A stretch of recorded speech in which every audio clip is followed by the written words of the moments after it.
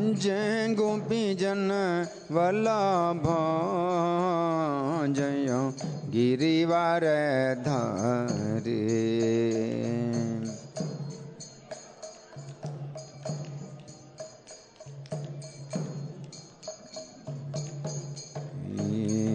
जय यशोदानंदन जय ब्रज जन रंजन।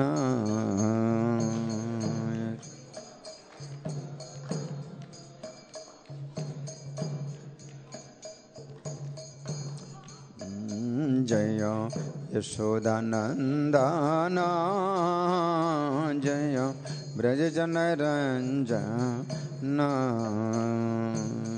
यशोदा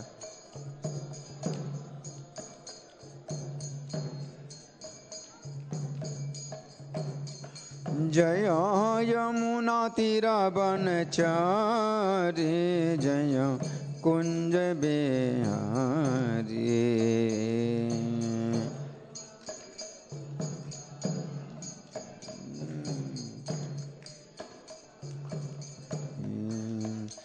जय यमुना तीरवनचारी जय कुंज बिहारी।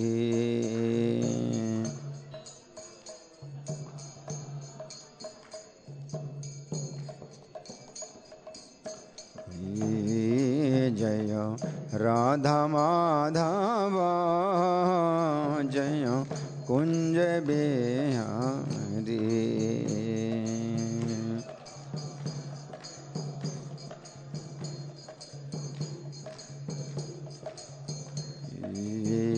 जय राधा माधव जय कुंज बिहारी।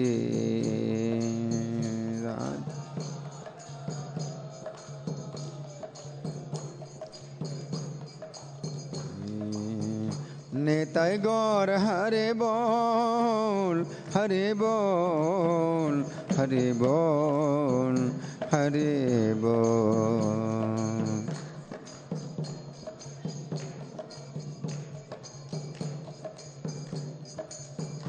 जय प्रभुपदा प्रभुपदा प्रभुपदा जय प्रभुपदा।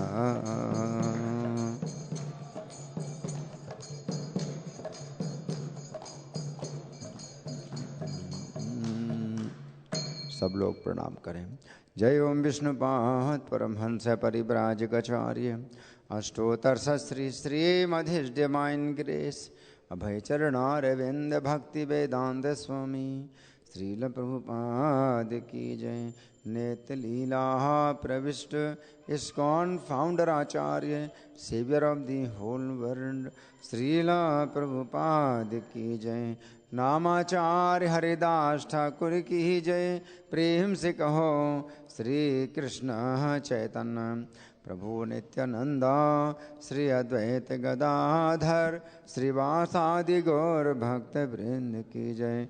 श्री श्री राधा पार्थ सारथी ललिता विशाखा गोप गोपिका श्याम कुंड राधा कुंड गिरि गोवर्धन की जय।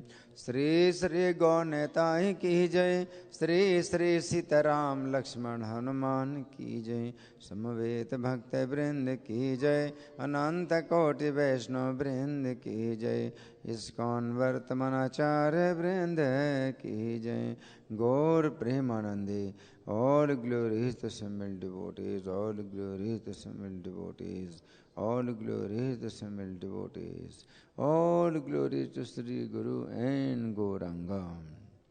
सब लोग मेरे पीछे बोलिए ओम नमो भगवते वासुदेवाय।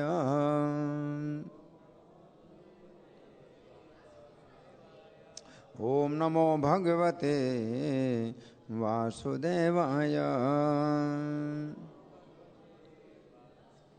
ओम नमो भगवते वासुदेवाय।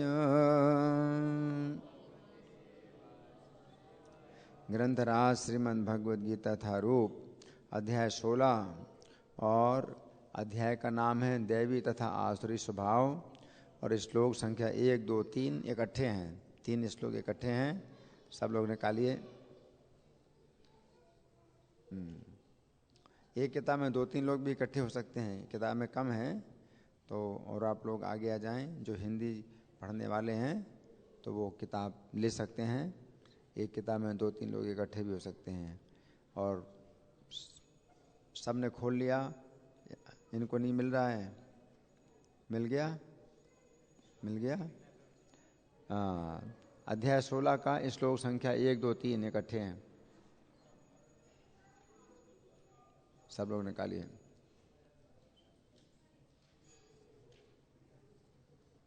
यहाँ नहीं मिला इनको। देखिए धागा जहाँ लगा है उसके पास ही अध्याय 16 श्लोक संख्या 1, 2, 3 मिल गया? तो मेरे पीछे बोलिए। श्री भगवान वाच अभयम सत्व संशुद्धि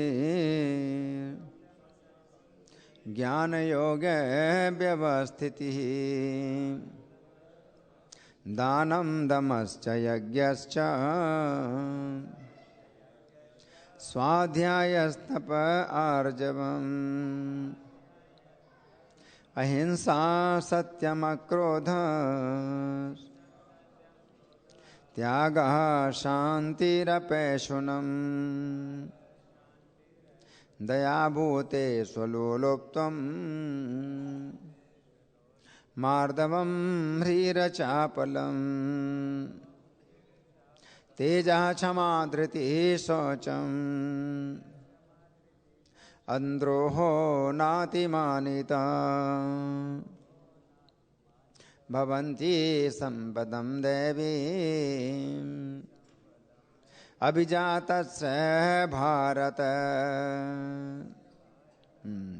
आप सब लोग मेरे पीछे शब्दार्थ बोलिए, लेकिन मुंह खोलिए सब लोग, क्योंकि भगवान के शब्द हैं, आपके मुंह से निकलने चाहिए, आवाज़ निकालिए सब लोग। और आपस में कोई बातें नहीं, बिल्कुल शांत रहें। ये गीता के जो शब्द हैं उनको बोलिए और कोई आवाज़ नहीं। श्री भगवान वाच, भगवान ने कहा, अभयम निर्भयता, सत्व संशुद्धि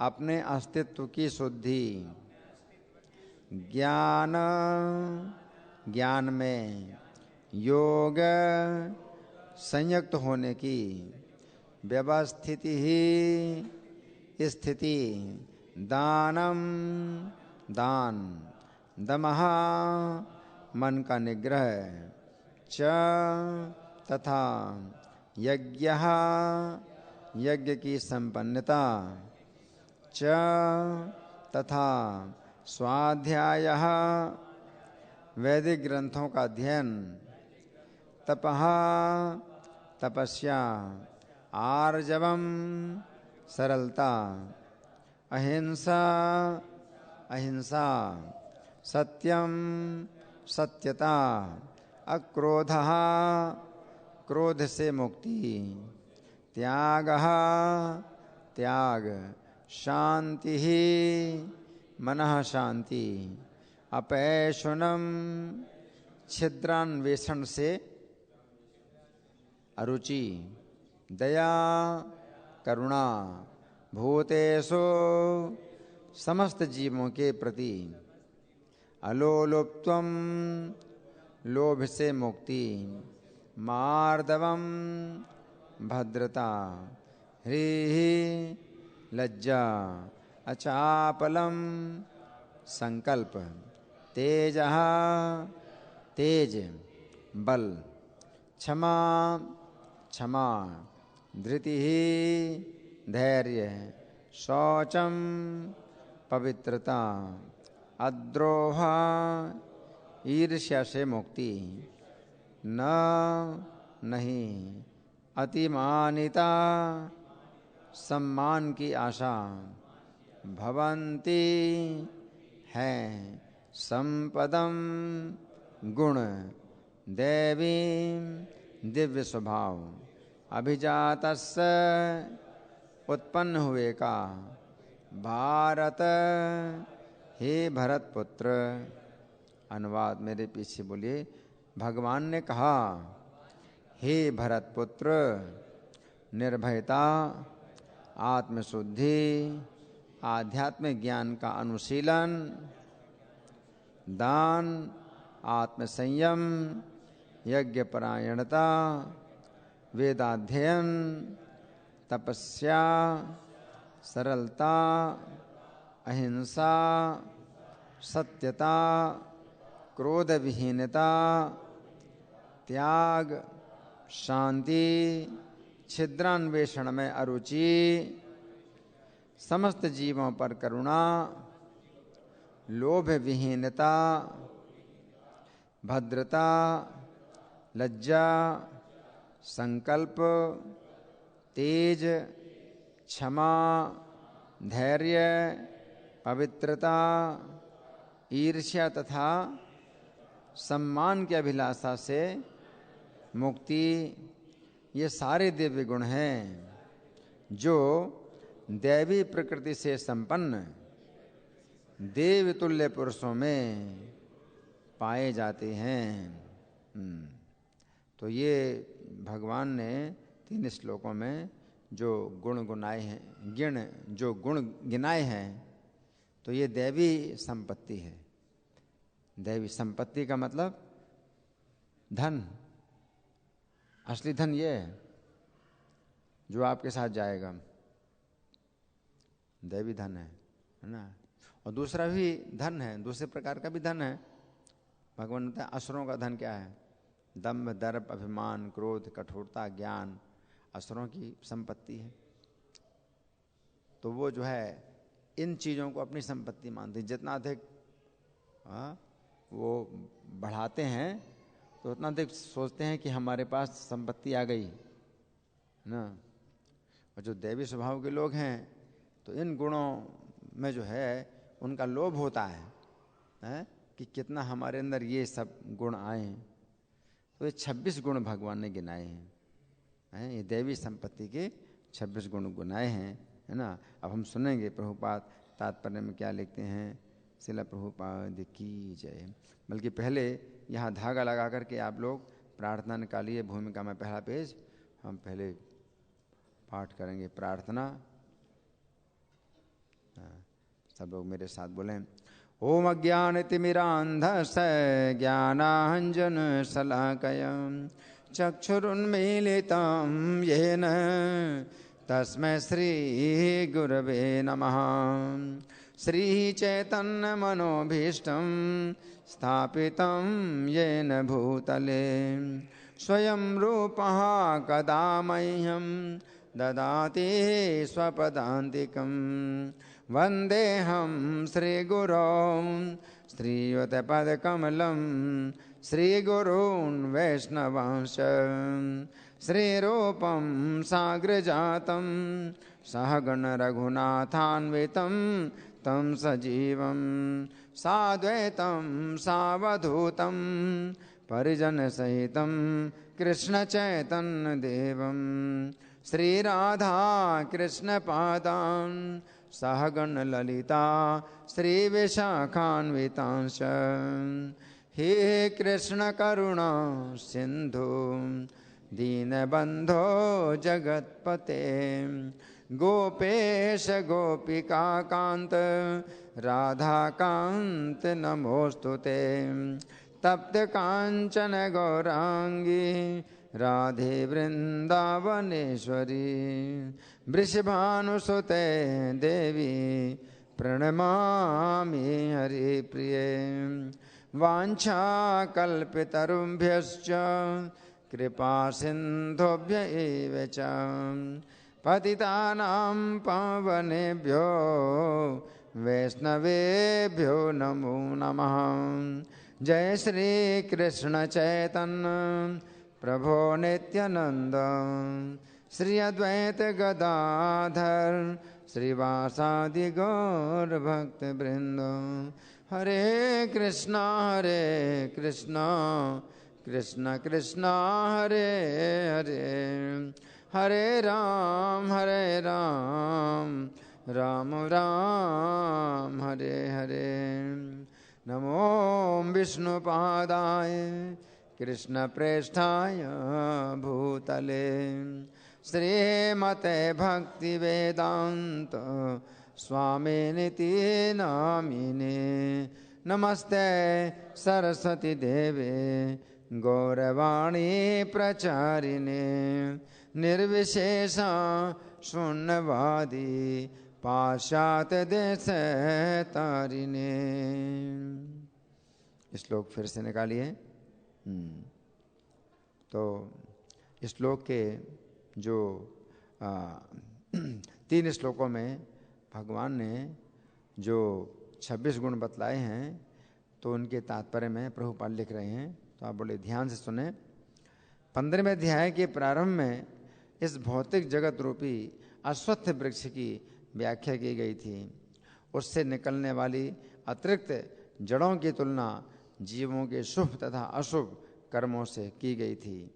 9वें अध्याय में भी देवों तथा असुरों का वर्णन हुआ है।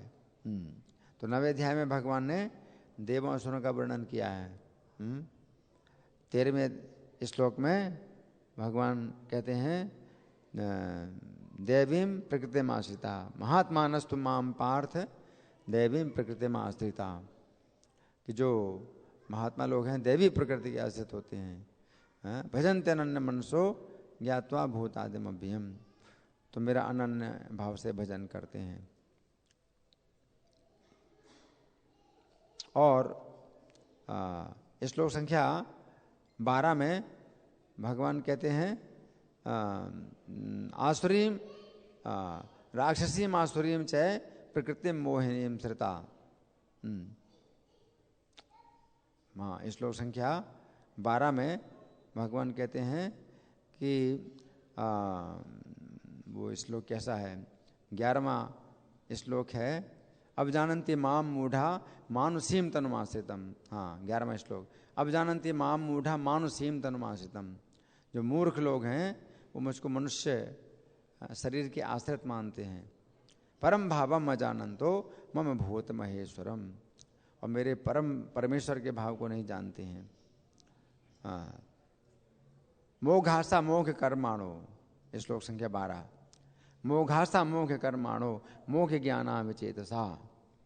तो उनकी आशाएं व्यर्थ हैं, उनके कर्म व्यर्थ हैं, और उनका ज्ञान व्यर्थ है।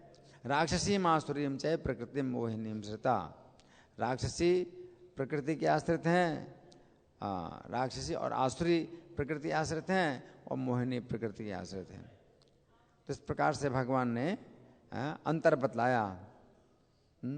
देवी प्रकृति के आश्रित जो लोग हैं तो वो कैसे होते हैं, और जो राक्षसी प्रकृति के आश्रित हैं या आसुरी प्रकृति के आश्रित हैं या मोहिनी प्रकृति के आश्रित हैं वे कैसे होते हैं, भगवान ने बताया, है ना। तो अब प्रभुपाद आगे लिखते हैं अब वैदिक अनुष्ठानों के अनुसार सतोगुण में किए गए सारे कार्य मुक्ति पथ में प्रगति करने के लिए शुभ माने जाते हैं, और ऐसे कार्यों को दैवी प्रकृति कहा जाता है। तो दैवी प्रकृति भी सतोगुण के अंदर है। प्रभुपाद क्या समझा रहे हैं, जो दैवी प्रकृति है ये सतोगुण के अंदर ही है। क्योंकि भौतिक जगत में अगर 3 गुण हैं तो 3 गुणों में से आपको 1 गुण चुनना पड़ेगा, है ना। तो 3 गुणों में जो सबसे सुरक्षा है, वो कौन सा गुण है, सत्वगुण है। तो सत्वगुण से दैवी संपत्ति आती है। तो यहाँ प्रभुपाद ये लिखते हैं कि सत्वगुण में किए गए सारे कार्य मुक्ति पथ में प्रगति करने के लिए शुभ माने जाते हैं, और ऐसे कार्यों को दैवी प्रकृति कहा जाता है। जो लोग इस दैवी प्रकृति में स्थित होते हैं वे मुक्ति के पथ पर अग्रसर होते हैं। तो सत्वगुण आपको मुक्ति की तरफ ले जाता है ना। सत्वगुण आपको ऊपर की ओर ले जाता है, मुक्ति की ओर ले जाता है। रजोगुण आपको बांधता है, तमोगुण आपको और ज़्यादा नीचे ले जाता है ना। तो आगे प्रभुपाद लिखते हैं इसके विपरीत उन लोगों के लिए जो रजो तथा तमोगुण में रहकर कार्य करते हैं मुक्ति की कोई संभावना नहीं रहती, है ना। रजोगुण में और तमोगुण में मुक्ति की कोई संभावना नहीं रहती, है ना। आप इसी भौतिक संसार में जो है बंद कर रहेंगे और ज़्यादा से ज़्यादा बनते जाएंगे। आगे प्रभुपाद लिखते हैं, उन्हें या तो मनुष्य की तरह इसी भौतिक जगत में रहना होता है या फिर वे पशु योनि में या इससे भी निम्न योनियों में अवतरित होते हैं। रजोगुण में शुभ अशुभ दोनों प्रकार के मिश्रित कर्म होते हैं, तो उसमें तो मनुष्य योनि की संभावना है ना। लेकिन तमोगुण आपको नीचे ले जाता है, तो पशु पक्षियों की योनि में जाते हैं। तो यहाँ आगे प्रभुपाद लिखते हैं, इस 16वें अध्याय में भगवान दैवी प्रकृति तथा उसके गुणों एवं आसुरी प्रकृति तथा उसके गुणों का समान रूप से वर्णन करते हैं। इसलिए ये जो अध्याय है इसका नाम है दैवी संपत्ति विभाग योग, यानी दैवी संपत्ति और आसुरी संपत्ति का विभाजन है ना। भगवान ने एक रेखा खींची है विभाजन की, है। तो इस तरफ रेखा के इस तरफ जो है दैवी संपत्ति है और रेखा के उस तरफ आसुरी संपत्ति है ना। तो बहुत आवश्यक है ये जानना, है ना, कि कौन से जो गुण हैं ये आपको जो है मुक्ति की ओर ले जाते हैं, है ना, और कौन से गुण हैं जो आपको बांधते हैं इस संसार में। तो इसलिए ये अध्याय बहुत उपयोगी है। प्रभुपाद आगे लिखते हैं, वे इन गुणों के लाभों तथा हानियों का भी वर्णन करते हैं। भगवान बताते हैं, है ना। तो 5वें श्लोक में भगवान कहते हैं दैवी संपत्ति विमोक्षा है। जो दैवी संपत्ति है ये 3 श्लोकों में 26 गुण जो भगवान ने बतलाए हैं, ये दैवी संपत्ति विमोक्षा है, ये आपको मुक्त करेगी और इस भौतिक संसार के बंधन से मुक्त करेगी। और निबंधा आसुरी मता, और जो आसुरी संपत्ति है ये आपको बंधन के लिए, है ना, और बांधेगी। तो इसमें बहुत नुकसान है। आगे प्रभुपाद लिखते हैं, दिव्य गुणों या दैवी प्रवृत्तियों से युक्त उत्पन्न व्यक्ति के प्रसंग में प्रयुक्त अभिजातस्य शब्द बहुत सारगर्भित है। दैवी परिवेश में संतान उत्पन्न करने को वैदिक शास्त्रों में गर्भाधान संस्कार कहा गया है ना। तो ये बहुत जो है प्रभुपाद बता रहे हैं, महत्वपूर्ण बात बता रहे हैं, है ना। क्या कि अगर अच्छा ही संतान आप पाना चाहते हैं तो गर्भाधान संस्कार, है ना। गर्भाधान संस्कार का मतलब क्या है कि जिस समय पति पत्नी सहवास करें तो उसके पहले उन्हें कुछ विधि का पालन करना होगा, जिससे कि अच्छी चेतना में गर्भाधान हो, है ना। जैसे कि दिति माता ने जो है कश्यप मुनि को जो है विवश कर दिया और शाम के समय सहवास कराया, तो वो जो गर्भाधान हुआ तो उससे असुर 2 बड़े असुर उत्पन्न हुए, है ना।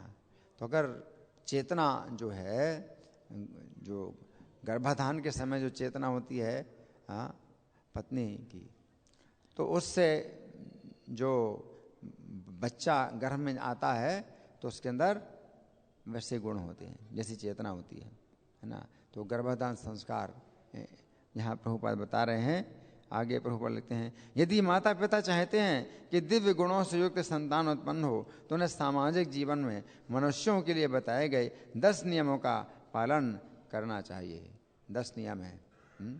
अब ये तो बहुत मुश्किल है 10 नियम समझना, लेकिन अभी तो सरल जो विधि है कि जिस समय स्त्री पुरुष सहवास करें, पति पत्नी सहवास करें, तो वो कुछ निश्चित माला की संख्या करें, हरे कृष्ण मंत्र की माला का जाप करें, कुछ निश्चित रूप से 60 माला 64 माला कुछ इस तरह से करें, और प्रार्थना करें भगवान से कि उनके घर में जो है भक्त संतान आए, है ना।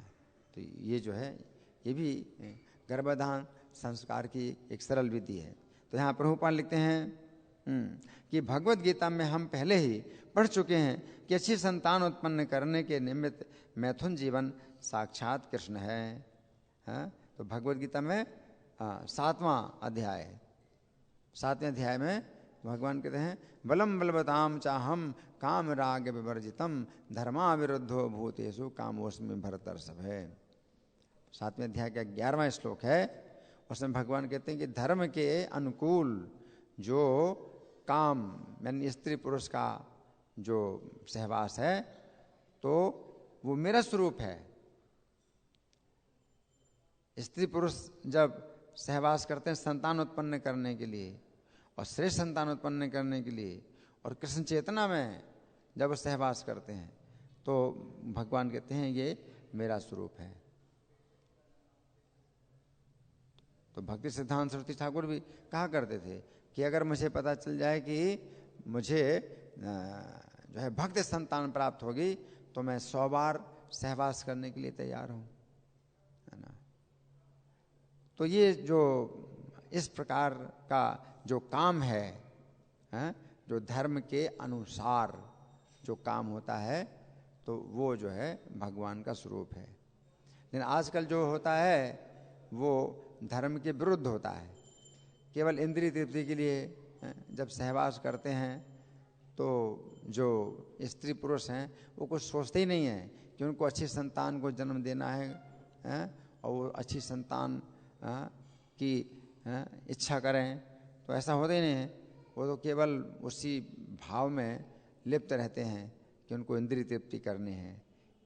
तो यहाँ प्रभुपाद आगे लिखते हैं कि मैथुन जीवन गर्हित नहीं है यदि इसका कृष्ण भावनामृत में प्रयोग किया जाए। तो कई लोग इसको जो है हमेशा इसकी निंदा ही करते हैं कि गृहस्थ जीवन ये जो है मतलब निंदनीय है, ये अच्छा नहीं है, गृहस्थ जीवन बंधनकारी है। तो लोग जो है हमेशा गृहस्थ जीवन की निंदा करते हैं। लेकिन प्रभुपाद क्या कह रहे हैं? प्रभुपाद कह रहे हैं कि गर्हित नहीं है, मैथुन जीवन गर्हित नहीं है यदि इसका कृष्ण भावनामृत में प्रयोग किया जाए, है ना। आगे जो लोग कृष्ण भावनामृत में है कम से कम उन्हें तो कुत्ते बिल्लियों की तरह संतानें उत्पन्न नहीं करनी चाहिए। तो जो इस आंदोलन में जुड़े हुए हैं, हरे कृष्ण आंदोलन के जो भक्त हैं और माला जप करते हैं, 16 माला जप करते हैं, 4 नियमों का पालन करते हैं, तो कम से कम उनको जो है इस चेतना में रहना चाहिए। आगे प्रभुपाद लिखते हैं उन्हें ऐसी संतानें उत्पन्न करनी चाहिए जो जन्म लेने के पश्चात कृष्ण भावना भावित हो सकें, है ना। तो उस समय जब कृष्ण चेतना में जब स्त्री पुरुष सहवास करते हैं तो उस समय जो गर्भ में जो संतान आती है तो वो आती है उसी प्रकार की चेतना की। तो वो जो है ऐसे संतानें आती हैं, ऐसे जीव आते हैं जिनको कृष्ण भावनामृत जिनका पूरा नहीं हुआ पिछले जन्म में, और अब उनको जो है अवसर चाहिए कि कृष्ण भावनामृत अपना पूरा करें। तो ऐसे लोग जो है उस समय गर्भ में आते हैं, ऐसे जीव आते हैं गर्भ के अंदर।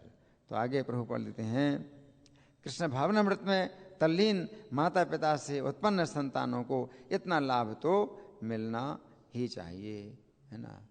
तो वो संतान है तो माता पिता को सोचना चाहिए कि भगवान ने हमारे घर में एक ऐसे जीव को भेजा है जिसे हमें कृष्ण भावना भावित बनाना है, और अब दोबारा ये माता पिता ना स्वीकार करे।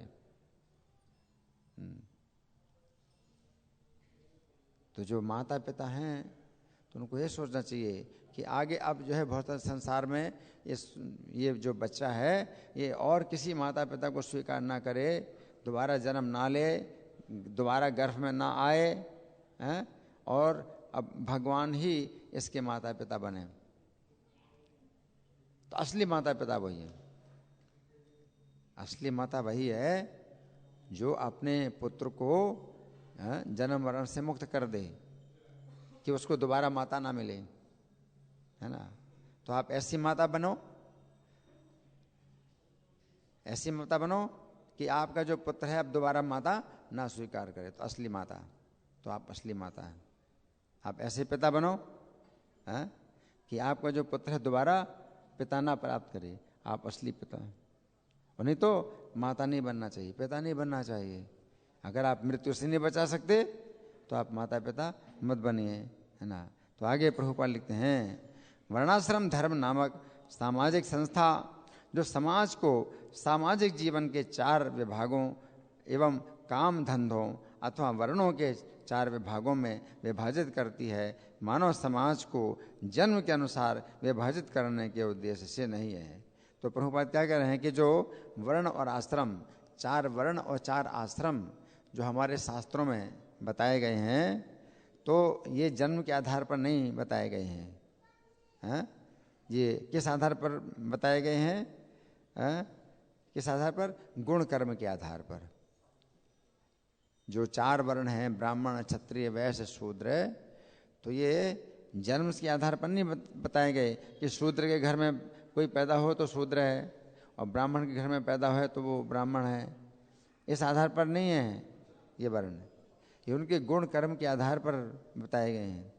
इसलिए बच्चा जब 5 साल का होता है तो उसकी स्वाभाविक प्रवृत्ति देखने के लिए उसके पास कुछ चीज़ें ऐसी रखी जाती हैं जिनसे पता चलता है कि अगर ये ब्राह्मण है तो ये पुस्तक ग्रंथ कुछ छुएगा, उठाएगा।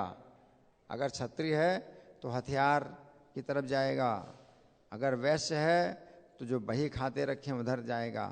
शूद्र है तो कुदाल फावड़ा है, कुछ ऐसी चीज़ें हैं इनको उठाएगा। तो ब्राह्मण, क्षत्रिय, वैश्य, शूद्र की जो परीक्षा कि जो बच्चा है ये किस वर्ण का है, तो 5 साल की अवस्था में उसका जो स्वभाव है वो विकसित हो जाता है और उस तरह से उसकी परीक्षा होती है कि ये किस वर्ण का है, और उसी प्रकार से 4 आश्रम हैं, सन्यासी, सन्यास आश्रम, वानप्रस्थ आश्रम, गृहस्थ आश्रम और ब्रह्मचर्य आश्रम। तो ये भी जन्म के आधार पर नहीं है। अभी आजकल जन्म के आधार पर जो गोस्वामी के परिवार में जो पैदा हुआ वो गोस्वामी है ना। तो ये सब जो है अज्ञान है, बहुत बड़ा अज्ञान है ना। तो 4 जो विभाजन इस प्रकार से, या 8 विभाजन, 4 वर्णों के और 4 आश्रमों के जो विभाजन है, प्रभुपाद लिखते हैं ऐसा विभाजन शैक्षिक योग्यताओं के आधार पर किया जाता है। ये विभाजन समाज में शांति तथा संपन्नता बनाए रखने के लिए हैं। यहाँ पर जिन गुणों का उल्लेख हुआ है उन्हें दिव्य कहा गया है और वे आध्यात्मिक ज्ञान में प्रगति करने वाले व्यक्तियों के निमित्त हैं जिससे वे भौतिक जगत से मुक्त हो सकें। आगे प्रभुपाद लिखते हैं, वर्णाश्रम संस्था में सन्यासी को समस्त सामाजिक वर्णों तथा आश्रमों में प्रधान या गुरु माना जाता है। तो 4 वर्ण और 4 आश्रम में सबसे ऊंचा जो सम्मानित और श्रेष्ठ है वो कौन है? सन्यासी है। 4 वर्णों में सबसे ऊंचा और सम्मानित तो ब्राह्मण है ना। शूद्र से ऊपर वैश्य, वैश्य से ऊपर क्षत्रिय, क्षत्रिय से ऊपर ब्राह्मण, है ना। लेकिन अगर 4 वर्ण और 4 आश्रम सब मिलाया जाए तो जो सन्यासी है वो ब्राह्मण से भी ऊपर है, वो ब्राह्मण का भी गुरु है। और कोई ब्राह्मण हुए बिना सन्यासी नहीं बनता, है ना। आगे प्रभुपाद लिखते हैं, हाँ, ब्राह्मण को समाज के 3 वर्णों यानी क्षत्रियों, वैश्यों तथा शूद्रों का गुरु माना जाता है, लेकिन सन्यासी इस संस्था के शीर्ष पर होता है और ब्राह्मणों का भी गुरु माना जाता है। सन्यासी की पहली योग्यता निर्भयता होनी चाहिए। तो ये प्रभुपाद अब चर्चा कर रहे हैं सबसे पहले गुण की। सबसे पहला गुण कौन सा है इस श्लोक में? देखें, इस श्लोक में कौन बताएगा? इस श्लोक में सबसे पहला गुण कौन सा है? हाँ क्या? हाँ हाँ बोलो। निर्भयता, है ना, निर्भयता। तो इसकी व्याख्या कर रहे हैं प्रभुपाद। तो क्या व्याख्या कर रहे हैं निर्भयता की? कि जो सन्यासी की पहली योग्यता निर्भयता होनी चाहिए, क्योंकि सन्यासी को किसी सहायक के बिना एकाकी रहना होता है ना। इस समय सन्यास संभव नहीं है। कलयुग में हम जो सन्यास लेते हैं, कलयुग में जो सन्यास लिया जाता है तो वो प्रचार के लिए किया प्रचार के लिए लिया जाता है, प्रचार का उद्देश्य होता है। और नहीं तो वैसे सन्यासी का जो नियम है वो क्या होता है, एकांत में रहे, बिल्कुल अकेले रहे और निर्भय। तो अकेले अगर हम रहते हैं तो हमारे लिए कई प्रकार के संकट आते हैं। अकेले रहने में हमारे लिए कई प्रकार के संकट हैं, कई प्रकार के खतरे होते हैं, है ना। इसलिए हम समाज में रहते हैं, परिवार में रहते हैं, जिससे एक दूसरे को सहारा मिले। लेकिन सन्यासी का जो नियम है वो क्या है, अकेले रहना, अकेले रहना ना। तो वो सन्यास जो है कलयुग में नहीं होता। इस प्रकार का सन्यास कलयुग में नहीं होता कि अकेला रहे सन्यासी, है ना। लेकिन यहाँ प्रभुपाद बता रहे हैं, तो सन्यास कोई अगर ले तो उसको जो है निर्भय होना चाहिए, निर्भय होना चाहिए। जब निर्भय हो तभी वो अकेले रह सकता है। तो यहाँ प्रभुपाद लिखते हैं कि चूंकि सन्यासी को किसी सहायक के बिना एकाकी रहना होता है, अतएव भगवान की कृपा ही उसका एकमात्र आश्रय होता है। जो यह सोचता है कि सारे संबंध तोड़ लेने के बाद मेरी रक्षा कौन करेगा, तो उसे संन्यास आश्रम स्वीकार नहीं करना चाहिए। उसे यह पूर्ण विश्वास होना चाहिए कि कृष्ण या अंतर्यामी स्वरूप परमात्मा सदैव अंतर में रहते हैं। वे सब कुछ देखते रहते हैं और जानते हैं कि कोई क्या करना चाहता है। इस तरह मनुष्य को दृढ़ विश्वास होना चाहिए कि परमात्मा स्वरूप कृष्ण शरणागत व्यक्ति की रक्षा करेंगे। उसे सोचना चाहिए, मैं कभी अकेला नहीं हूँ, भले ही मैं गहनतम जंगल में क्यों न रहूँ, मेरा साथ कृष्ण देंगे और सब तरह से मेरी रक्षा करेंगे। ऐसा विश्वास अभयम या निर्भयता कहलाता है। संन्यास आश्रम में व्यक्ति की ऐसी मनोदशा आवश्यक है। तो यहाँ प्रभुपाद ने अभी तक जो हमने जो तात्पर्य पढ़ा है, उसमें प्रभुपाद ने संन्यास आश्रम में जो आवश्यक गुण हैं, क्या अभयम, इसकी व्याख्या की है। अब इस पुस्तक श्री भगवान ने कहा में जो चर्चा हुई है वो मैं आपको पढ़ के सुनाऊंगा, आप लोग बड़े ध्यान से सुने। पिछले अध्याय की अंतिम श्लोक में श्री कृष्ण ने अर्जुन से कहा था कि हे अर्जुन, तुम निष्पाप हो। पिछले अध्याय के अंतिम श्लोक में श्री कृष्ण ने कहा था, हे अर्जुन, तुम निष्पाप हो, इसीलिए मैंने तुम्हें यह अत्यंत गुप्त सूचना दी है। उस समय अर्जुन के मन में इस प्रकार की जिज्ञासा उत्पन्न हुई। अर्जुन ने मन में सोचा, प्रश्न तो नहीं किया। तो कभी अर्जुन प्रश्न करते हैं और कभी कोई अर्जुन के मन में प्रश्न उठता है, वो बोलते नहीं हैं कि भगवान जान लेते हैं। तो अर्जुन के मन में जिज्ञासा हुई, श्री कृष्ण ने मुझे निष्पाप कहा, इसका क्या कारण है? जो लोग निष्पाप होते हैं उनके क्या लक्षण हैं? तो अंतर्यामी होने के कारण श्री कृष्ण अर्जुन के मन की जिज्ञासा को समझ गए। अतः उन्होंने इन 3 श्लोकों में ऐसे 26 लक्षणों का वर्णन किया है जो निष्पाप लोगों में होते हैं। इन 3 श्लोकों में श्री कृष्ण की 27 अत्यंत महत्वपूर्ण शिक्षाएं, 26 तो गुण है और 27वां एक और भगवान ने शिक्षा दी, है ना। तो पहला निष्पाप लोगों का पहला लक्षण क्या है? निर्भयता, है ना। भय जो है हमें कैसे आता है? पापों के कारण ही भय होता है ना। तो निष्पाप लोगों का पहला लक्षण है निर्भयता। इन श्लोकों में पहली शिक्षा के अनुसार शब्द है अभयम, अर्थात निर्भयता। श्री कृष्ण के शरणागत भक्तों का ये पहला लक्षण है। भक्त लोग सोचते हैं कि श्री कृष्ण उनके रक्षक हैं। श्री कृष्ण सब समय अपने भक्तों के साथ रहते हैं। श्री कृष्ण सब कुछ देखते हैं, वे सब कुछ जानते हैं। श्री कृष्ण अपने भक्तों का पालन करने वाले हैं। ऐसा विश्वास होने पर भक्त लोग घर में रहें या वन में रहें, वे जहाँ कहीं भी क्यों न रहें, वे संपूर्ण रूप से निर्भय रहते हैं, है ना। तो उनको डर ज़्यादा जो है वो आश्रित रहते हैं कृष्ण के। तो कैसे कि मारे कृष्ण राखे के और राखे कृष्ण मारे के। अगर कृष्ण मारेंगे तो कौन रक्षा करेगा, तो भी मुझे कुछ करने की जरूरत नहीं है, ज़्यादा चिंता करने की जरूरत नहीं है। और राखे कृष्ण मारेंगे, कृष्ण रक्षा करेंगे तो कौन मार सकता है ना। तो अब है यहाँ पर श्री कृष्ण कह रहे हैं कि निष्पाप भक्तों का पहला लक्षण है निर्भयता। भागवत के 10वें स्कंध के अंतर्गत अध्याय संख्या 12 में वर्णन आता है कि जिस समय श्री कृष्ण के सखा लोगों ने देखा कि एक बहुत बड़ा अजगर उन्हें निगलने के लिए आया है, उस समय उन लोगों ने कहा तो जब कृष्ण के सखा देखते हैं तो ये अजगर कौन था, जानते कौन था अजगर? अघासुर था। और कितना बड़ा अजगर था पता है? कितना बड़ा? 12 किलोमीटर लंबा। कितना बड़ा? 12 किलोमीटर लंबा। और उसने अपना मुंह जो है खोल के रखा था।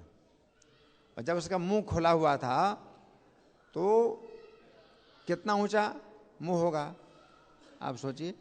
अगर 12 किलोमीटर लंबा अजगर है और मुंह खोले अपना, तो कितनी ऊंचाई तक मुंह खोलेगा? कम से कम 1 किलोमीटर तो खोलेगा कि नहीं? कम से कम 1 किलोमीटर ऊंचा अगर उसका मुंह है ना। तो ये जो बालक हैं ये सोच नहीं पाए कि ये क्या है, अजगर है क्या है, या कोई चीज है, यहाँ की शोभा है, वृंदावन की कोई शोभा है, या अजगर है क्या है।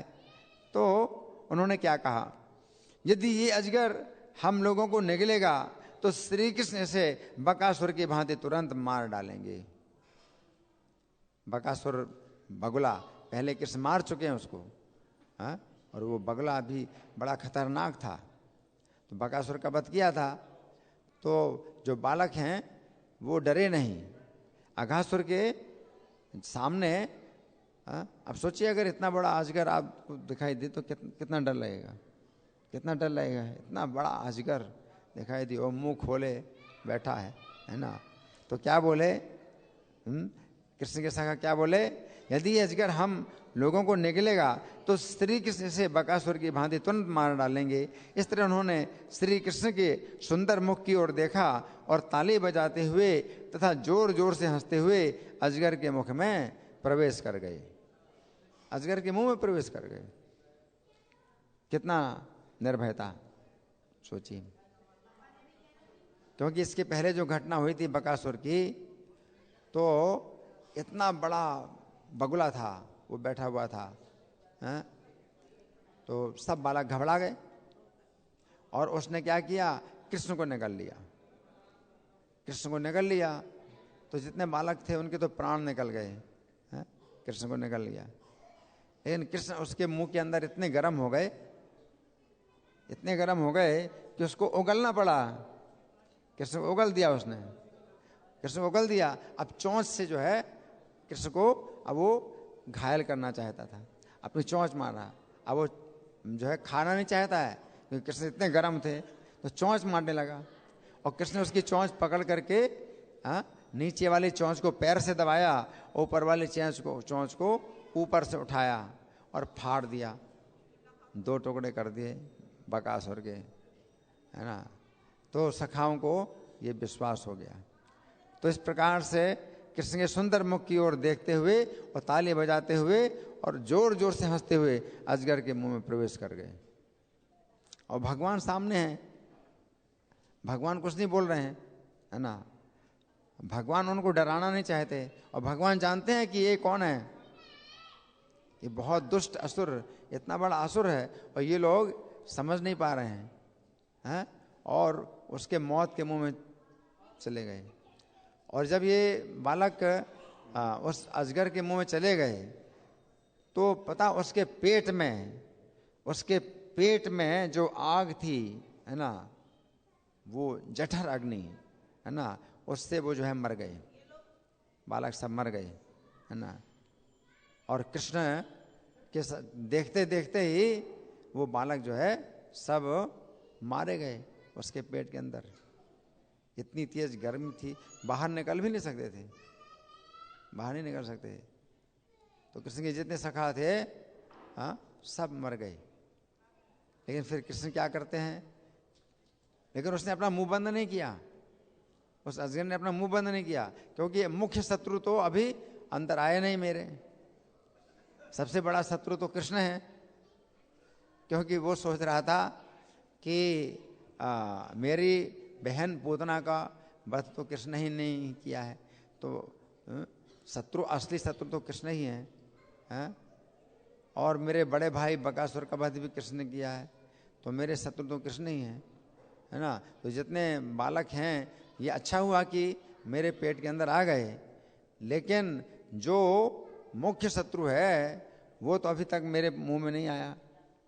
लेकिन कृष्ण जब गए उसके मुंह के अंदर, तो अपने शरीर को इतना बड़ा किया, इतना बड़ा किया कि उसका मुंह जो है फट गया, मर गया, और फिर अपनी अमृतमय दृष्टि से उनको जिंदा कर दिया। सोचिए, अपनी अमृतमय दृष्टि से उनको जीवित कर दिया, उन बालकों को, है ना।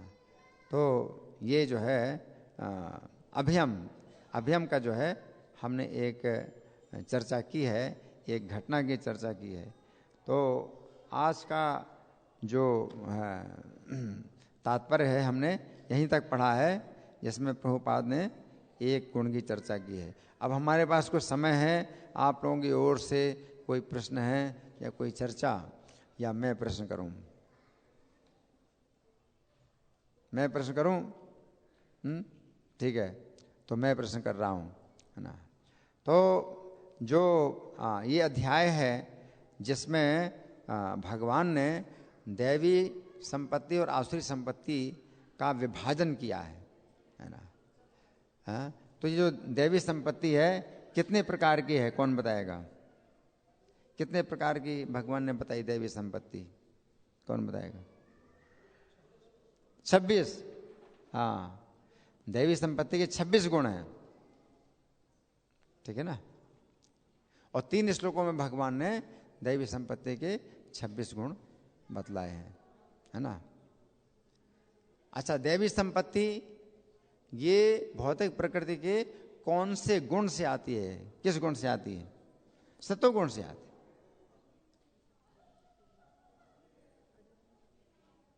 इसलिए हमें क्या करना चाहिए?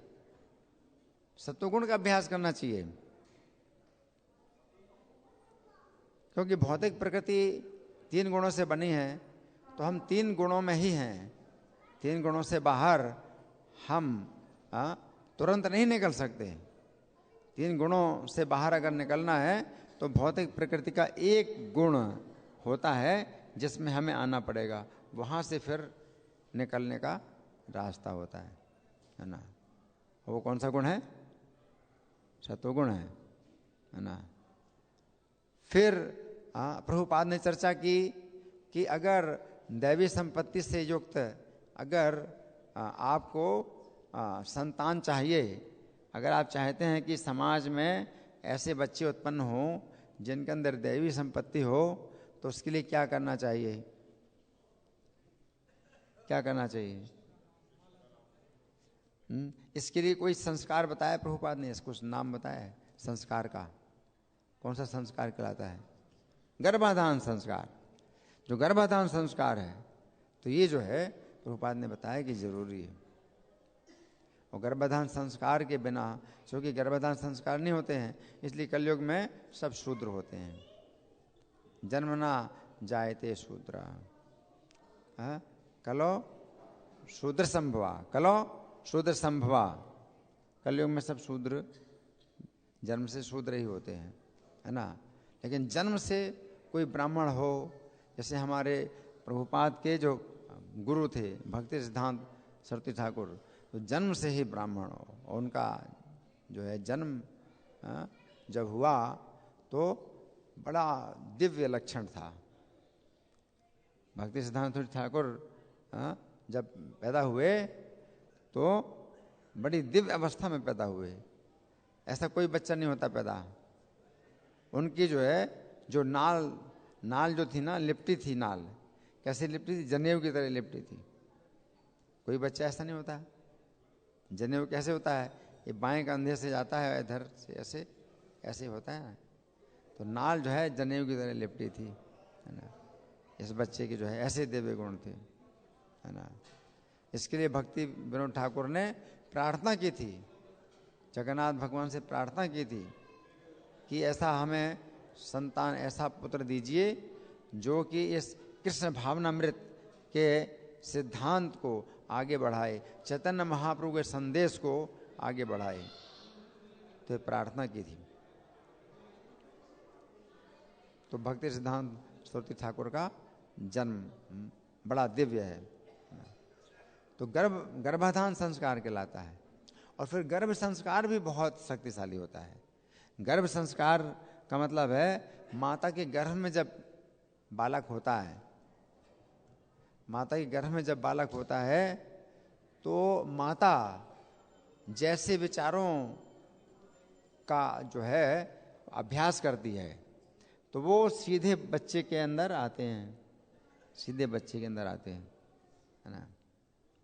अगर माता जो है ज़्यादा लड़ती झगड़ती है ना, और अशुद्ध चेतना में रहती है, अशुद्ध चीज़ें खाती है, तो जो बच्चा जो होगा तो उसमें वैसे ही स्वभाव का होगा बच्चा।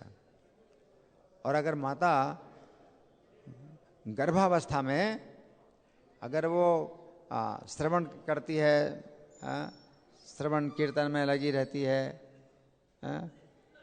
और प्रभुपाद ग्रंथ पढ़ती है, तो जो बच्चा होता है तो उसके अंदर भी वो गुण आते हैं।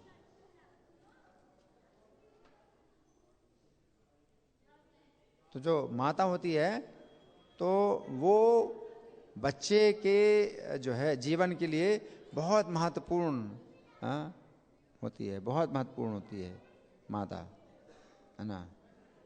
तो गर्भ काल में माताओं को जो है विशेष ध्यान रखना चाहिए कि वे लोग जो है कृष्ण का प्रसाद ग्रहण करें, है ना, अशुद्ध चीज़ें ना खाएं, और अधिक से अधिक प्रभुपाद की पुस्तकें पढ़ना, ग्रंथ पढ़ना और श्रवण कीर्तन करना, भक्तों का संग करना, तो ये सब होने चाहिए। अगर ऐसा होता है तो जो संतान है उसमें वो गुण आते हैं, है ना। और कोई प्रश्न किसी का?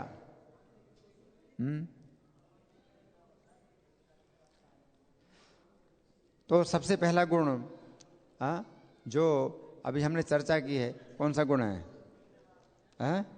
निर्भयता, है ना। तो निर्भयता प्रभुपाद बताते हैं 4 वर्ण और 4 आश्रमों में विशेषतः ये गुण किसके लिए है? सन्यासी के लिए। सन्यासी तो इस कलयुग में उस प्रकार का सन्यास मना है, लेकिन सन्यास का जो नियम है वो क्या होता है कि कैसे रहना चाहिए सन्यासी को? हमेशा अकेले रहना, सन्यासी को अकेले रहना चाहिए, है ना। और अकेले रहे और फिर जंगल में भी जाते हैं। तो पहले के युगों में सन्यास इसी प्रकार का होता था, लेकिन कलयुग में वो सन्यास अब मना है।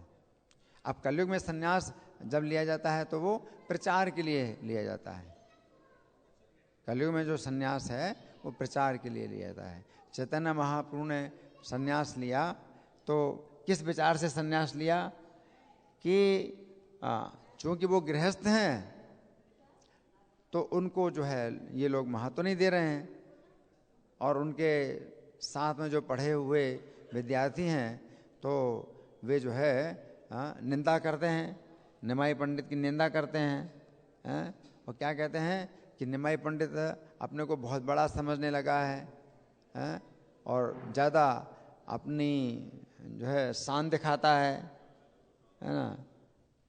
हम नहीं सहन करेंगे, अगर वो हमसे ज़्यादा अपनी शान दिखाएगा तो हम भी जो है उसका उत्तर देंगे, और है ना, तो हम भी प्रहार करेंगे। तो भगवान जो है सोचते हैं कि ये तो मेरा अपराध कर रहे हैं और इससे इनका तो बड़ा जो है दुर्भाग्य हो जाएगा, इनकी दुर्गति होगी, मेरे बारे में ऐसा सोच रहे हैं, है ना। तो फिर भगवान ने संन्यास लिया। संन्यास लेके भगवान ने सोचा कि मुझे सन्यासी समझेंगे तो फिर प्रणाम करेंगे, सम्मान करेंगे।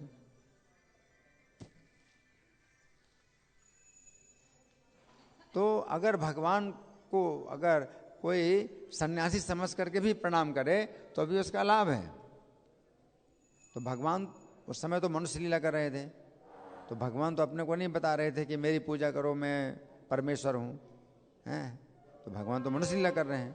तो अब भगवान के लिए ज़रूरी है कि वो सन्यास लें, तो कम से कम सन्यासी मान करके तो वे लोग उनका सम्मान करेंगे, उनको प्रणाम करेंगे। तो भगवान चैतन्य ने जब सन्यास लिया तो फिर जितने लोग अपराधी, जिन लोगों ने अपराध किया था चैतन्य महाप्रभु का, वे सब आए प्रणाम करने के लिए, क्षमा मांगने के लिए कि हमें आप क्षमा करो, हैं। सन्यासी निमाई पंडित सन्यासी हो गए, है ना। तो भगवान ने सन्यास जो लिया था वो प्रचार के लिए लिया था, है ना। अब वो सन्यासी नहीं, लेकिन सन्यासी जो पहले के युगों में सन्यासी होते थे तो उस समय प्रचार की आवश्यकता नहीं होती थी, क्योंकि जो राजा लोग होते थे तो वो राजाओं की तरफ से ही प्रजा में धर्म की स्थापना की जाती थी। राजा स्वयं ऐसे धार्मिक होते थे जो प्रजा में धर्म की स्थापना करते थे, और उनके जो है कठोर नियम होते थे कि कोई पाप ना करे उनके राज्य में, है ना। तो फिर प्रचार की आवश्यकता नहीं होती थी। लेकिन कलयुग में क्या है, राजा शूद्र हैं। कलयुग में जो शासन है वो शूद्रों का है। तो शूद्रों के शासन में पाप को प्रोत्साहन दिया जाता है। शराब जो है, शराब है, मांसाहार है, व्यभिचार है, तो ये सब चीज़ें जो है चलती हैं शूद्रों के शासन में। तो कलयुग में इसलिए प्रचार की आवश्यकता है,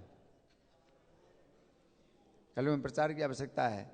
जारे देखा तारे कहो कृष्ण उपदेश, जिसको देखो उसको कृष्ण का उपदेश करो, क्योंकि प्रशासन की तरफ से ये है ही नहीं कि गीता कंपलसरी की जाए। प्रशासन की ओर से, शासन की ओर से कुछ भी नहीं है, धर्मनिरपेक्ष है। तो मानो भगवान को या ना मानो, कोई आपके लिए जरूरी नहीं। तो आज की जो शासन है वो अगले जन्म को भी नहीं मानते, इतना अज्ञान है, अगला जन्म ही नहीं मानते, है ना। तो इतना अज्ञान, तो इसलिए प्रचार की बहुत आवश्यकता है। इसलिए हरे कृष्ण आंदोलन इस कलयुग में जो चैतन्य महाप्रभु ने जो शुरू किया है, संकीर्तन आंदोलन जो शुरू किया है, तो ये रक्षा करने के लिए है, संसार की रक्षा करने के लिए, क्योंकि इस प्रशासन जो है ये संसार को डुबा देगा। आज का जो प्रशासन है वो प्रजा को डुबा देगा, नरक में भेज रहे हैं। आज का जो प्रशासन है सबको नरक में भेज रहा है, क्योंकि कोई नहीं मानता कि अगला जीवन है। अब अगला जीवन तो होगा, है? और प्रशासन क्या कहता है कि मांसाहार में कोई दोष नहीं है, व्यभिचार में कोई दोष नहीं है, नशा करने में कोई दोष नहीं है। जो टीचर हैं, शिक्षक हैं, वो भी नशा करते हैं, वो भी शराब पीते हैं। और शराब पीना एक अच्छा लक्षण माना जाता है कि जो है बड़े ऊंचे धरातल के लोग हैं, भाई शराब पीते हैं तो भाई अच्छे, उनको जो है माना जाता है कि ये अच्छे स्तर के लोग हैं, ऊंचे धरातल के लोग हैं, शराब पीते हैं। शराब पीना जो है बड़े सम्मान की बात मानी जाती है ना। तो आज की जो है मतलब प्रशासन अज्ञान में भरा हुआ है, तो इसलिए प्रचार के लिए संन्यास लिया जाता है। और ये प्रचार के लिए ये हरे कृष्ण आंदोलन है जो कि शिक्षा दे रहा है। गर्भपात है, गर्भपात कितना पाप है। माता के गर्भ में जो बच्चा है उसको मारना हत्या करना कितना बड़ा पाप है। आज के प्रशासन में क्या है? अच्छा है, अच्छा मानते हैं, उसको अच्छा मानते हैं। बहुत पाप है, जिसमें बहुत बड़ा पाप है, उसको अच्छा मानते हैं आज के प्रशासन में। माताएं अपने घर में बच्चों को मारती हैं, है ना।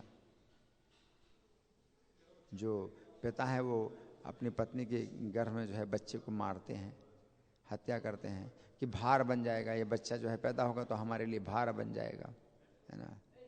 तो ये सब जो अज्ञान है, इसके लिए ये अंतर्राष्ट्रीय कृष्ण भावनामृत आंदोलन जो है, ये अज्ञान को दूर करने के लिए, अज्ञान के विरोध में ये आंदोलन जो है फैल रहा है।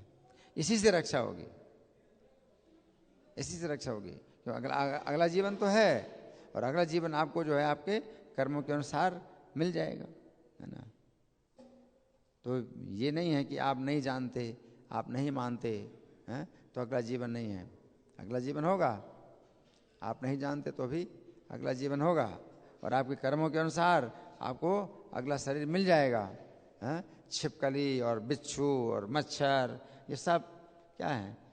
मनुष्य जीवन के कर्मों से ही तो होते हैं। आप नहीं जानते, लेकिन आपके कर्मों के अनुसार आपको छिपकली, बिच्छू, मच्छर, कुत्ता, क्या क्या शरीर मिलेंगे। क्योंकि वो सब जो नियम है, कर्मों के नियम है, वो निश्चित है पहले से। वो आप नहीं मानते तो उससे कोई फर्क नहीं पड़ता कि आप नहीं मानते।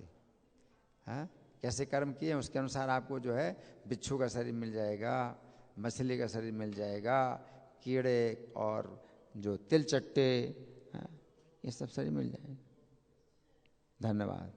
ग्रंथराज श्रीमद् भगवद गीता की जय, श्रील प्रभुपाद की जय, राधा पार्थसारथी ललिता विशाखा की जय, गौर निताई की जय, सीताराम लक्ष्मण हनुमान की जय हो।